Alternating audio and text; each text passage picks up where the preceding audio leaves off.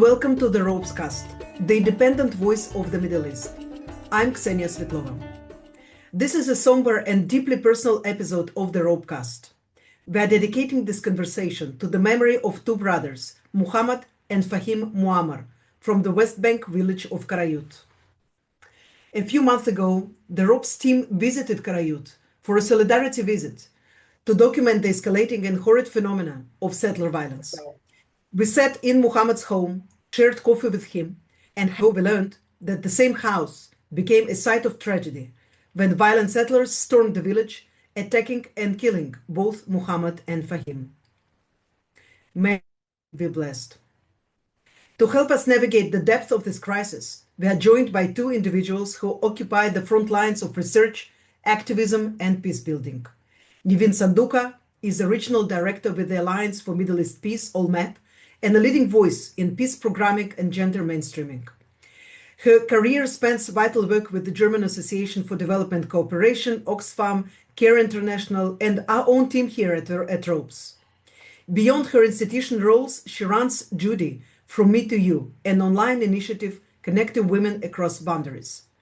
Nivine brings a profound regional perspective on how the violence dismantles the very fabric of civil society. And our second very special guest is Aviv Tatarsky, dear friend, a researcher at the Israeli NGO Amim, and an activist with Engage Dharma Israeli group, working extensively on the ground in the West Bank. Aviv's insights are not merely academic, they are visceral. He was recently targeted and attacked by a group of violent settlers in the West Bank, sustaining injuries while carrying out his work. His presence here offers a raw look at the physical and systematic dangers facing those who stand against displacement and extremism. I would like to say good morning, to you, Aviv, and to you, Nivine, and to ask you about. Morning. Thank you. Sabah al-khair. I want to ask you, Aviv, about how are you doing? Please tell us what happened exactly. And how are you today? Also, do you plan to go back to your activities in the West Bank? Hello, good morning, and thank you, Ksenia, for the invitation. Today is Tuesday, so I was attacked 4 days ago, and although it was quite strong, thank God the injuries are not too serious. So it's mainly my body is aching, and now 4 days later, it's improved. And I'm coming back to myself, and I know I will be okay. I've been getting a lot of support, and not mainly, but very touching from people from Deir Istia, the village where I was attacked. So definitely, I want to go back there as quick as I can. I will go back there. And also, we all know that the real problem is not the fact that I was attacked. It is a symptom or a small part of the larger issue, which is the Israeli violence against Palestinians. Aviv, for the sake of our listeners who are not familiar with the term protective presence, please explain what it is and why is it needed? Sure. So today there are quite a few groups, maybe comprising hundreds of Israelis and hundreds of international activists, which join Palestinian farmers and shepherds and Palestinian communities, which are under daily assault either by Israeli citizens, settlers, or Israeli soldiers, the Israeli army. The violence is very ruthless, and the activist presence is intended to sometimes restrain the violence, document it, stand together with the Palestinian communities. To the great tragedy or the great crime is that in the face of this solidarity, the Israeli violence, it doesn't stop, it doesn't hesitate, it just gets worse and worse. Nivine, I want to turn to you, with also the question about the volume of these attacks that we hear about them often. This is not a new phenomenon. I mean, this is something that existed for quite a while. And I remember even 20 years ago when I was just a young reporter, I also, covered these incidents, but they were mainly during the olive, season and all of that. But today it seems that it's something that is spreading exponentially. What can you tell us about this? Yes, thank you, Xenia, and thank you, Aviv, very much for the work that you are doing. It's much needed and shows the human bridges between Palestinians and Israelis and the fact that we actually can work for a better future. So to answer your question, Xenia, first of all, the terror of the settlers did not stop. It actually increased, and it increased specifically right now because the international media has been busy with Gaza in 2023 until the ceasefire, until now. And now the international media and the international pressure is also looking at the Iran-Israel war.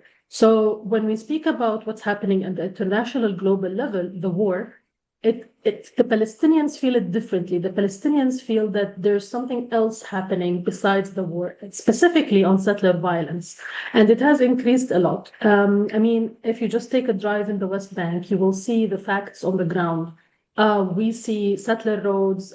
We see many attacks on Palestinian villages. Some of them have already been displaced. You even it's documented. There's also a peace activist, Od El-Havalin, who was actually shot from a very short distance by a settler who was actually announced as a boycotted and as a not as a terrorist. There's a word that I'm looking for. But anyway, this settler was actually announced to have been, like a murderer before. And now he is free in the West Bank and he killed a peace activist. We're looking at this, and ever since the war, at least 11 Palestinians have been killed in the West Bank.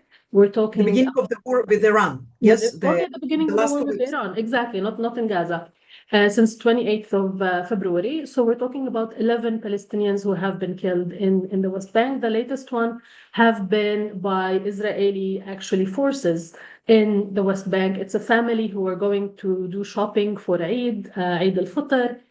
They were going to do shopping for their clothes, and they were murdered, the family. So it's another layer of not only settler violence, we're also seeing increased cooperation between Israeli forces, official Israeli forces, and the settlers as well in the West Bank. And just more recently, another example, one of my colleagues at ALLMEP was actually held hostage by Israeli forces near Ramallah, just because he was walking around in a village near Ramallah. And he was held for 5 hours as a captive. He was humiliated. He was asked to do things and say things just out for fun. And then he was just let go. So this is examples that we're just hearing more of.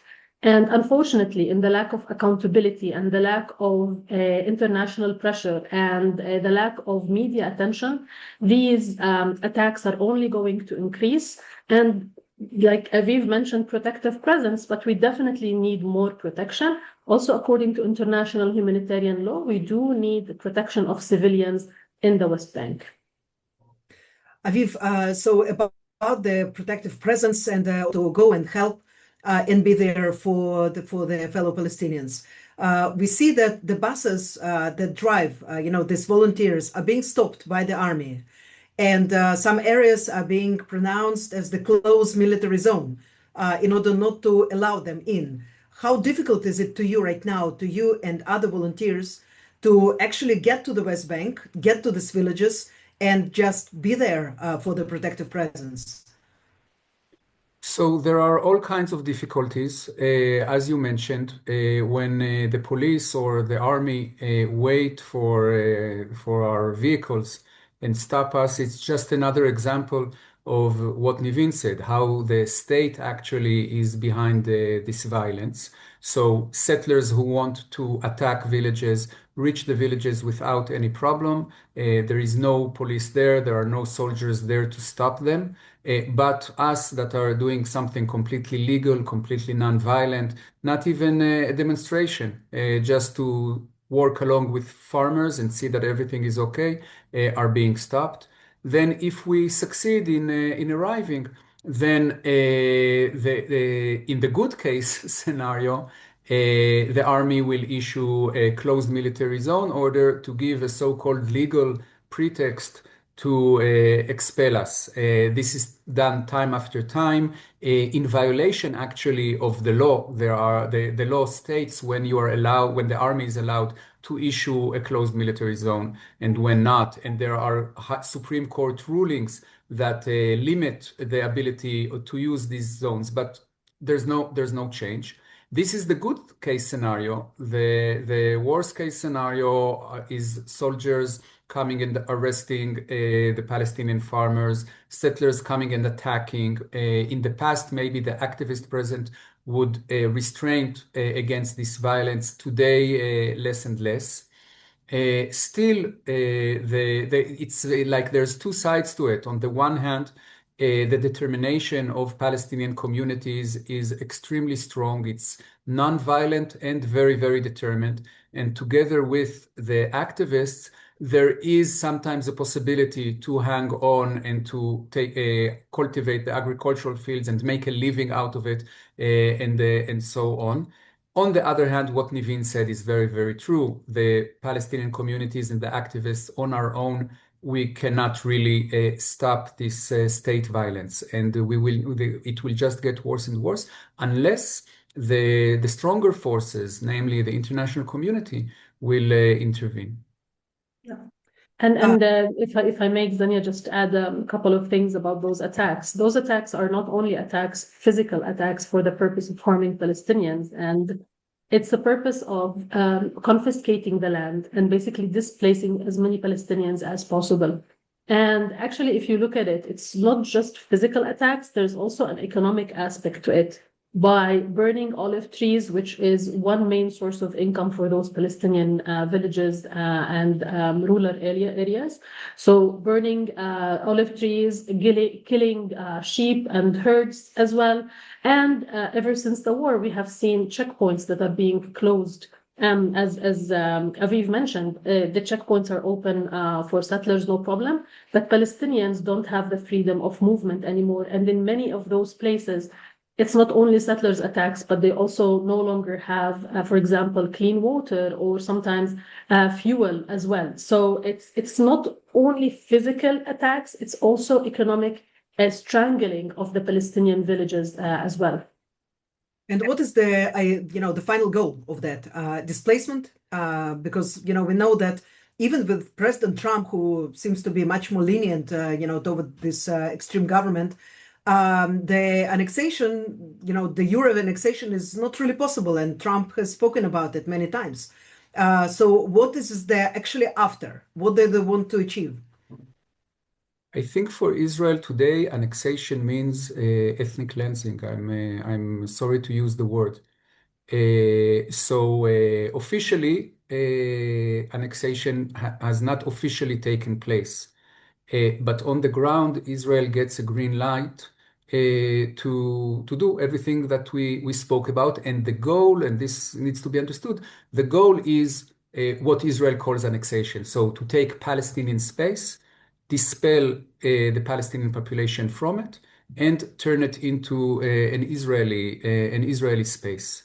And the argument within the Israeli authorities is whether to do it only in so-called only in Area C, which is 60% of the West Bank, push Palestinian population, 3 million Palestinians in the West Bank, push them into the small villages and towns and all the spaces around them, make it Israeli, or actually it has to be a full ethnic cleansing of the West Bank, push out the Palestinians into Jordan. And it's crazy, but this is the discourse within even the Israeli government. Yeah, it's just to add to that, if I may, actually what is happening in the West Bank in the Palestinian psychology is very traumatizing because it brings again the Nakba of 1948 and what happened to us as Palestinians. but at the same time, it is a threat to the regional peace. Many times we are hearing that of these plans of Palestinians being displaced to Jordan. And again, that creates threat with the Jordan, exactly as the same thing we've heard with Egyptians and Gazans. So it's more or less putting us back there in that place that you don't feel there is regional stability, and the situation is always escalating. On that, I will also say that there is a plan that have been put forward multiple times, and people are echoing it. They're no longer talking about a two-state solution. They're talking about municipalities governing Palestinians, and therefore taking as much land as possible, as Aviv said, and putting the Palestinians in smaller cantons, and it is run by municipalities. So there's no longer going to be a Palestinian state or a two-state solution either. Also, I have to remind us of the resources that actually exist in the West Bank. It's the largest agricultural land. It is considered to be the food basket for Palestine. And it also lies on 2 water aquifers. So by grabbing as much land as possible in the West Bank, you're also grabbing as much agricultural and water resources as possible. Aviv, I know that we promised you to release you sooner because you had other engagement, and we are very grateful that you joined us, despite your injuries and despite, other engagements that you have. But before you go, I want to ask you 2 questions. One is about the growth of Israeli settlements. So we were talking for years about settlements not really growing in the tempo dreamt of, and they wanted to do that. But now it seems that with this agricultural farms, so-called farms, that they initiate, it seems that they are growing faster. Is it just my impression? Because I didn't see the official data. But when you go in the West Bank, you definitely see them on the ground. So what is your impression about that? I think it's an excellent question to understand what's happening in Israeli society. I think for the Israeli settler movement, the project has been colonizing the West Bank, and in many senses they succeeded in doing it. Today, there's more than, if we include East Jerusalem, 700,000 Israeli settlers, and controlling huge parts of the West Bank. But it doesn't change the reality that the West Bank is Palestinian. And this is something that the state of Israel cannot tolerate. It's not just about control, annexation, sovereignty. It's about the actual reality of the area. And the reality is that we can either call, at most, we can call it binational. And Israel is not willing to tolerate it. And Israel has now changed into a new phase, that it's not about redeeming some lost ancient land or bringing national roots or whatever. It's not about building anything Israeli, Jewish, constructive thing. It's about expelling Palestinians, destroying the Palestinian presence in this land. It's about ethnic cleansing. This has become much more important than settlement in and of itself. And this is the face of our country these days. I'm saying it as an Israeli. And the last question is about the media, because all of these attacks, that if you are attentive to it and you are following, the activists and so on, then you know that it's something that happens every day. But you don't really see a reflection of that in the mainstream Israeli media, don't you? Yeah, so I think a big part of the problem is that the media is not fulfilling its responsibility. And this creates a very distorted image in the Israeli public discourse. So many Israelis who maybe otherwise would have worked against this state violence are ignorant. And now that it is getting so extreme and so worse, there is some small attention in the Israeli media, but it's not grasping the scope of it, like a discussion like we have done now. You will not find it in any of the mainstream Israeli media outlets, and it's very much missing. With an exception of Haaretz newspaper that really does an excellent job in covering. Definitely, but Haaretz is, it's very small in comparison to the bigger media outlets. unfortunately. Aviv, I would like to thank you very much for joining us and for the work you do. I hope that your wounds will heal quickly. Inshallah. And that you will never suffer, from any kind of expression of violence ever again. Thank you very, very much. Thank Goodbye. you. Bye. Thank you. So, Nivine, you know that ROPES is dealing not only, with the reality of the conflict between Israelis and Palestinians, but with a wider vision for the Middle East, an integration of countries here, and one of them would be the future state of Palestine. This is something that we believe, that should be happening, so that also Palestinians and Israelis will be an integral part, of this Middle Eastern dynamics, economically, and otherwise. But for now, when it's not happening, how do you see the roles of the Arab countries, Arab Muslim countries, specifically Arab countries with whom Israel has peace agreements, in order to stop, the current very dangerous phase in the West Bank? Yeah, that's actually a very good question. And I think the best thing that we can expect right now from Arab countries who do have an agreement with Israel is to actually hold Israel accountable for the actions of its government and for the actions of the settlers. The settler violence continues, and what we're seeing in the West Bank, also the laws that are actually being right now issued by the Israeli Knesset, publishing, ownership of the land in the West Bank as well. Also supporting settlers by providing them with weapons and equipment. All of these things are acts of government, not just acts of individuals. And this is where this government needs to be held accountable. And as friends sometimes who have agreements with the Israeli government, you can hold your friend accountable. You can hold the country that you have signed an agreement with accountable, especially, as I mentioned earlier, that it does affect the peace with Jordan, exactly as at a certain moment Gaza was going to affect the peace with Egypt. So it's that thing that governments need to put pressure right now into accountability, and maybe using the international humanitarian law as much as they can, basically to bring protective presence to the West Bank. We need to actually activate the Seventh Geneva Convention that speaks about the protection of civilians. It doesn't speak about attacks. It doesn't speak about war. It speaks about protection of civilians and holding them accountable, holding these perpetrators accountable as well, which unfortunately is not happening. And there's no media attention as well. So we also need to raise awareness. I feel that when there is more awareness of what is happening, those attacks might somehow be limited, not stopped, but limited to a certain point. So that's what we're also in need of right now.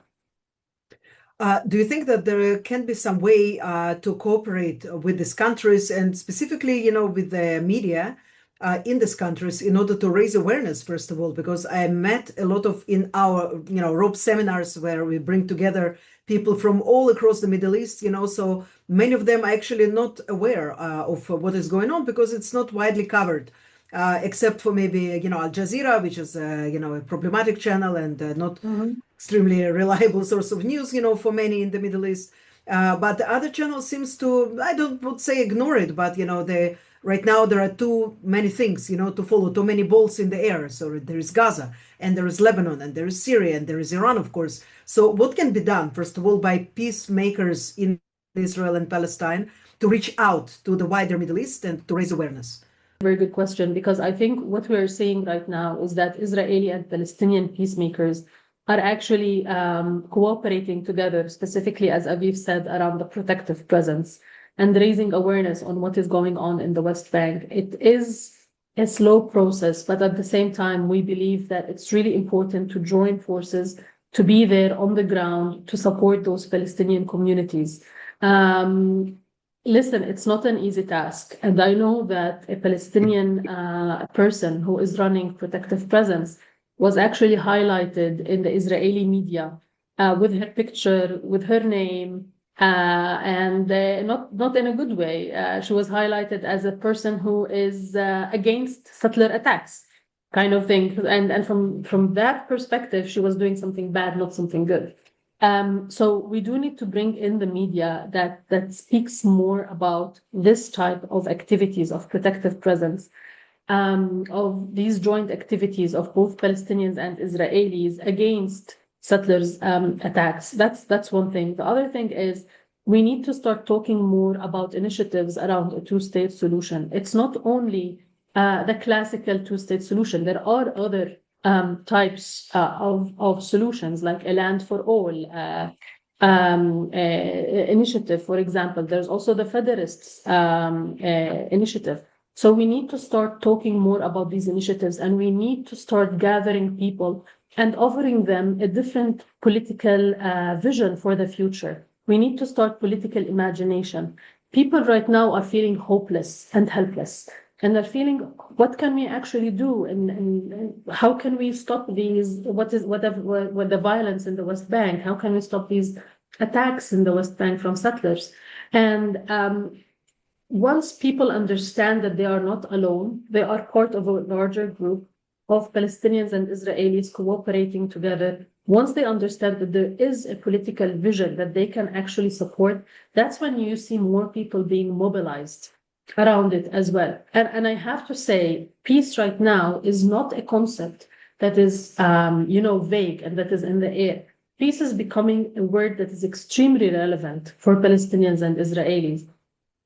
For example, exactly this work that we are doing in the West Bank, this cooperation that we are doing in the West Bank, this is what peace is.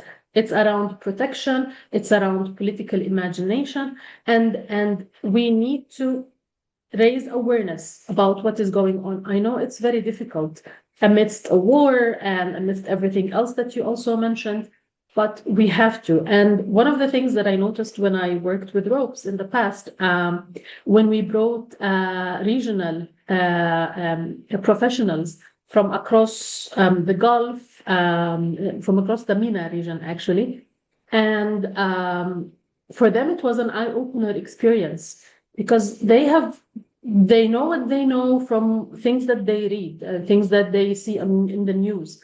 But the fact that they were able to experience it firsthand was an eye-opener for them. And it really brought ideas of how can they actually support and how can they be the ambassadors of what is actually going on in the ground. And the final thing is there's a certain understanding that we see as being nurtured, which is solving the Israeli-Palestinian conflict and ending the occupation is a pillar to Middle East peace. Once you solve this conflict, that's when you're going to actually see other conflicts, ceasing to exist. And at the same time, there's no longer an excuse for more violence in the West Bank as well, in the region. Yeah. So I also believe that, of course, the flames will be much lower, even if not conflicts are directly connected, and if not all conflicts will immediately cease to exist, but it will be much easier to, of course, manage them, and also together for the post-conflict Middle East reality that we're dreaming on. I want to ask you a question that I'm often asked by Israelis when I publish posts about settler violence on my Facebook page or Twitter, so many of them, they have very low trust in, what the other side has to say. It's, of course, mutual, because the same goes for the Palestinian side. Mm-hmm. So, many of them ask me, after the, first intifada and second intifada, cannot just be, that these people who are being attacked, maybe they're harassing the settlements, and that's why they're suffering from violence.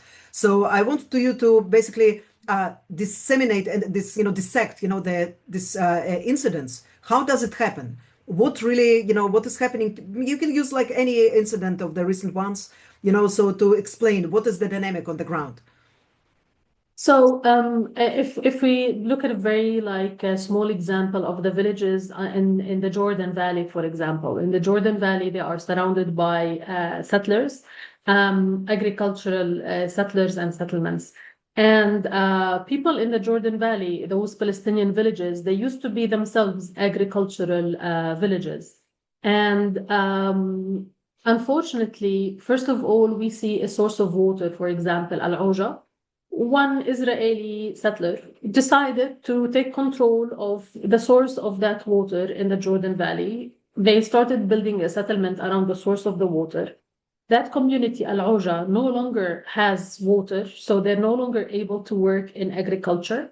If they want to bring water, they will have to purchase it from the Israeli company Mikorot, which is very expensive because they purchase it as if they are using it for individual use rather than agriculture. So it's very expensive for them. And so we see Palestinians basically abandoning working in agriculture because it's no longer viable. And at the same time, they will not have access to markets because of all the checkpoints. So they will not be able to sell their produce. So then we see those Palestinian villagers basically working in the Israeli settlements as agricultural, laborers. So there's this economic relationship as well that we cannot deny as well. Should settlements be there? No, they should not. But at the same time, it's a source of income when there is no water, when there is no accessibility to markets, etc., etc. This has been the situation. Organizations, especially international organizations, have been advocating a lot for the water resources and very specific issues that can improve the Palestinian livelihoods.